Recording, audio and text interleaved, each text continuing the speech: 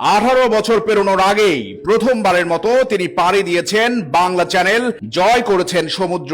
20 বছর পেরোনোর আগেই আবারও উত্তাল সমুদ্র পাড়ি দেবার প্রস্তুতি নিচ্ছেন তিনি।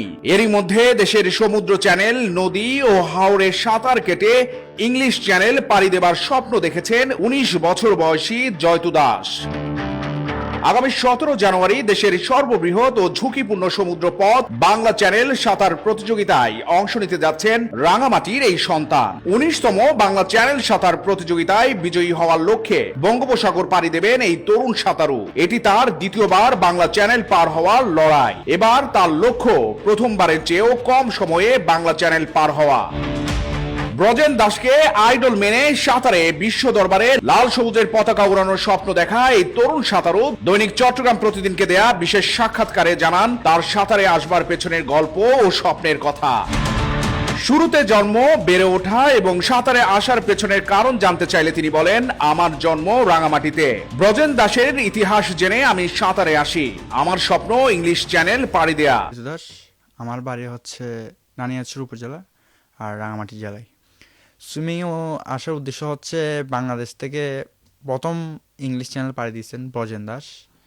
তো আমি তার গল্প ছোটবেলা থেকে পড়ে আসতেছিলাম। সাঁতার চর্চায় কি কি প্রতিবন্ধকতা ছিল জানতে চাইলে তিনি বলেন, ছোট থাকার কারণে আমার পরিবার প্রথমে মেনে নিতে চায়নি। এই ক্ষেত্রে আমার এলাকার এক দাদা আমাকে সহযোগিতা করেছেন। পরে আমার আগ্রহ দেখে পরিবার সব ধরনের সহযোগিতা করে। তো বাবা প্রথমত এটা অবিশ্বাস মনে করছে, বলছে এটা পারা যাবে না।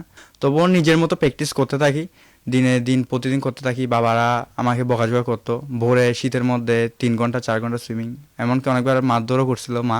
তো আমার সাথে আমার এক দাদা ছিল, তিনি আমাকে অনেক সাপোর্ট করছিল যে নামে ভয়ের কিছু নাই। তো আমি সাহস করে ওদের সাথে নামি। আমি 3 দিন ওইখানে প্র্যাকটিস করছিলাম। কোন কোন সাঁতার প্রতিযোগিতায় অংশগ্রহণ করেছেন জানতে চাইলে তিনি বলেন, আমি 2023 সালে বাংলা চ্যানেল সাঁতার প্রতিযোগিতায় অংশগ্রহণ করি। এছাড়া মেঘনা নদীও পাড়ি দিয়েছি।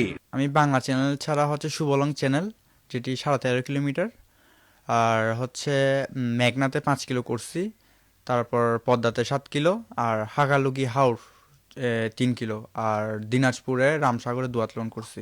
সমুদ্রে সাঁতার কাটতে কি কি প্রতিবন্ধকতা রয়েছে জানতে চাইলে প্রতিভাবান এই সাঁতারু বলেন, জেলিফিশ সহ বিভিন্ন সামুদ্রিক প্রাণীর আক্রমণ থাকে। পানির ঠান্ডা সহ্য করাও বড় বিষয়। সবচেয়ে বড় চ্যালেঞ্জ হলো সঠিক পথে গন্তব্যে পৌঁছানো। শুরুতে চ্যালেঞ্জিং বিষয় হচ্ছে যেটি ঢেউ, আমি যেটা স্রোত কুলের দিকে আসে ওইটা। এরপর হচ্ছে সাগরে যে লং টাইম সুইমিং করায় ঠান্ডার মধ্যে, ওটা একটি চ্যালেঞ্জিং বিষয়। আর প্লাস হচ্ছে এখানে জেলিফিশ আরও বিভিন্ন মাছ থাকে, এগুলো সব চ্যালেঞ্জিং বিষয়। আর সবচেয়ে যেটা হচ্ছে টাইমিং শেষ করার সময় যদি সঠিক পথে যাই তাহলে ফিনিশ করতে পারে, আর যারা একটু ভুল পথে চলে যায় তারা অনেক সময় রিপ কারেন্ট জোনেও পড়তে পারে, যেটি মনে হয় আমিই পড়ছিলাম ফার্স্ট টাইম। 19তম বাংলা চ্যানেল সাঁতার প্রতিযোগিতায় অংশগ্রহণ প্রসঙ্গে তিনি বলেন, আগের বারের ভুলগুলো থেকে শিক্ষা নিয়ে এবার ভালো কিছু করবার লক্ষ্য রয়েছে। যেহেতু 17 তারিখ ইভেন্ট, আমি এর আগের বারও 4 ঘন্টা 56 মিনিটে শেষ করছি। এবার আমি চাবো যে আমার টাইমটা আরও কমানোর জন্য আরও ভালো করে প্রিপারেশন নিব। তো যেহেতু একটু টাইম আছে হাতে, আমি আমার মতো করে প্রিপারেশন নিচ্ছি যাতে আমি খুব সহজ ইজিলি শেষ করতে পারি। আমার টার্গেট হচ্ছে 3.5 ঘন্টার মতো।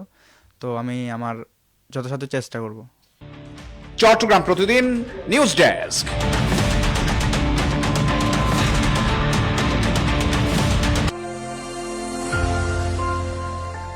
নির্ভীক সাংবাদিকতায় আমরা আপোষহীন।